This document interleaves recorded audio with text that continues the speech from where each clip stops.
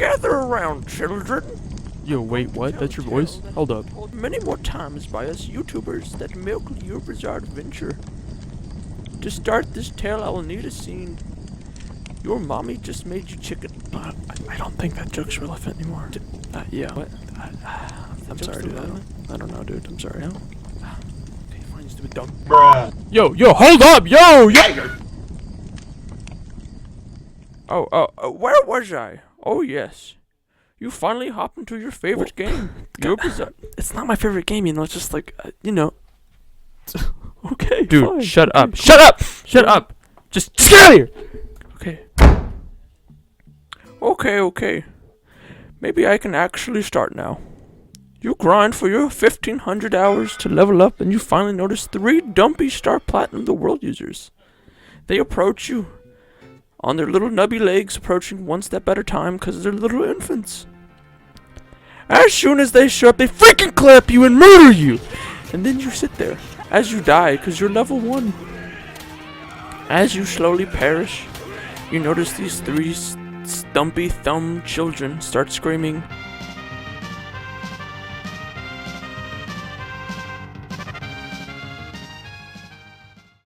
Skill issues. Before I get into the rest of this video, you should take a look at the graph! Whoa!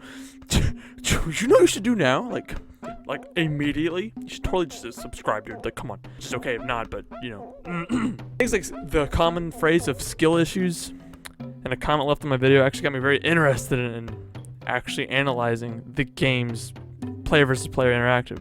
I plan on doing this with other Roblox games on there because it's pretty popular and they all have different unique aspects on their games. Unique, quote, quote. If you're seeing this, most likely means you've played Your Bizarre Adventure and you know what it's about. So I'm going to treat it that way, and I'm not going to treat it like a freaking dum-dum. The video mainly focused on combat, and combat kind of alone. I mean, I could go into stands. I kind of will, actually. But making this video, yeah, I'm making it one day. Kind of cool. Not really. I probably need more time, but I want to get it out. So for the video, we're going to do actually 3 categories. I know that's really weird because one of the 3 categories is way more extensive in what it means. But the main categories being offensive and defensive options, diversity, and then balance. That balance is pretty subjective issue, but I still brought it in there because it's a big part of the game. If there are any other categories, you should let me know because, you know, I'd greatly appreciate that. I did make this in a day, and I haven't really thought about this except in class. For our first part, we're starting with movement, the thing that connects with offense and defense the most. Movement can be altered by your spec, because, you know, pluck. That thing just zooms around like, what the heck, man.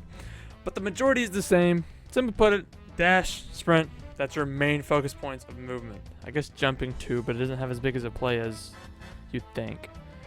Sprint is very self-explanatory, yet it also has like some extreme uses. You never basically want to stop running. If you're not moving fast, you're just going to get caught up in an attack and you get slammed. Also in this game is the plus is that you don't have to keep holding down sprint like a certain other game. No matter what though, you will lose your momentum once you do attack. If you do one attack, you can easily be punished. All your momentum, your speed in general, I don't know why I said momentum twice, stops you. You're open for attack. Dash is something that gives you one final lunge to use your attack, which is extremely useful when chasing someone down. But it does have drawbacks, obviously, because this is obviously a game, you know, it's good that it has drawbacks. The drawbacks are for attacker, again, another issue, which I'll go into more later. Usually on the mid-tier level of skill, which I play, it's full of people that will mix their dash with a heavy attack. This is extremely punishable by an obvious perfect block, which I'll get into again later. That's basically all it is with dashing. You know, I used to think you can do more with it, but it's not. Like, dodging sounds like a really good idea, but it's not the hottest because the netcode sucks in the game, which is really disappointing because dodging would be cool if you could actually dodge. Block is one of the only actions that doesn't actually stop your movement. When you block, obviously if you hold it down, it slows you down, but as soon as you let go, you're back to full speed. You're good. You can spam that thing to an extent, and you can hardly be countered for it. Block doesn't block everything, though. Things like the hands erase move bypass it, and other moves, obviously. And it can be broken by certain moves. While it's broken, it can actually be a fatty combo can be done to you, and you get smacked around. The ultimate no you, though, comes from when you press block at the perfect time. If you perfect time it, it's called a perfect block. Perfect block breaks the other person's guard instead of yours. So if they do something like a heavy break, boom, you perfect blocked it, and they're stunned, and you do your whole combo on them. Offense. Everyone has two basic offensive options: a barrage finisher and a clicks. You know, and clicks. What? And you can click. Barrage finisher cannot start any combos, and instead works as something that in combos or to break guards, or in the other person's combos. It works like that. The finisher has a slight super armor, which can only be broken by another early thrown finisher, which is really good, and it's actually quite nice to have something like that in there. I'm sure that's by accident. It's risky because it's one of the easiest things in the whole game to perfect block. I won't even lie. Clicks, though, can be great for some small additional damage while stuck in like a neutral, weird, awkward zone. You can just start smacking them around, doing some actual damage. The downside is, though, it actually slows you down. So if they throw a super armor move while you're clicking, you're going to get punished. The second most common move is the barrage. The barrage can actually extend a combo. It can be used at the perfect time. It can be used while being in a combo. It can be used anywhere. Except if, you stand crash them or you break them or knock them over. For example, if you're being barraged, you can barrage back, vice versa, blah, blah, blah. You're just getting smacked around, boom, you can rush. Overall, on the offensive and defensive, the whole playstyle thing, I give it a 7 out of 10. Pretty good. Diversity. This is where the game really shines, actually.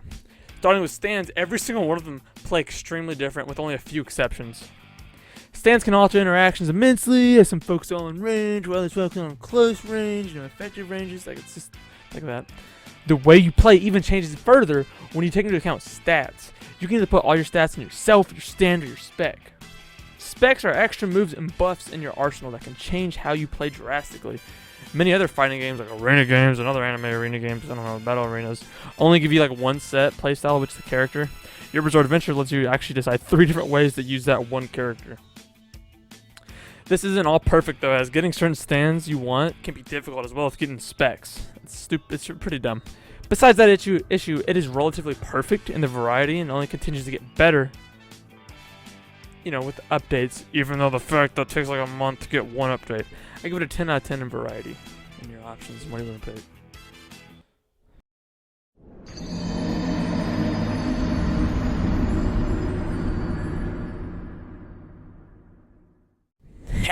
Finally, we're on balance, dude. This is the part of the game that sucks. I'm gonna start off with something that's not even really balanced. It's just a complaint. It's all this whole argument here is very subjective. Please add a ranked mode. No more stupid point systems, please. Why? Why can I go from killing a prestige 2 to a rank 30 player? Just why? What is with that? There needs to be a real ranked system where you actually go up or down based on your wins or losses. It can be simple as that. I don't care. I don't want to be fighting prestige 2 people that die in 2 hits and then go into a guy that is a godlike figure that just claps. The actual balance in the game is pretty laughable at times. Stands like D4C or whatever you call it now, Love Train, are absolutely annoying to deal with. It's like it's meant for long range, but this is also wrong because it's physically the strongest stand. It has the highest basic damage.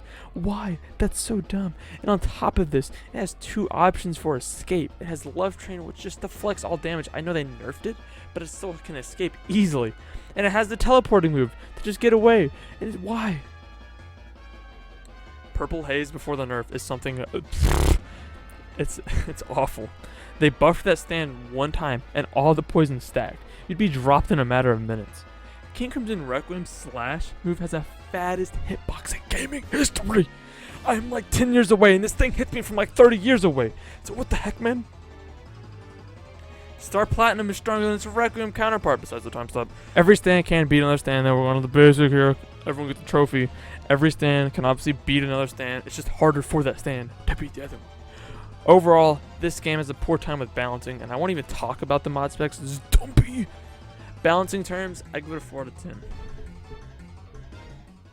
So yeah, that's it. That's my look on the game, on PvP in this.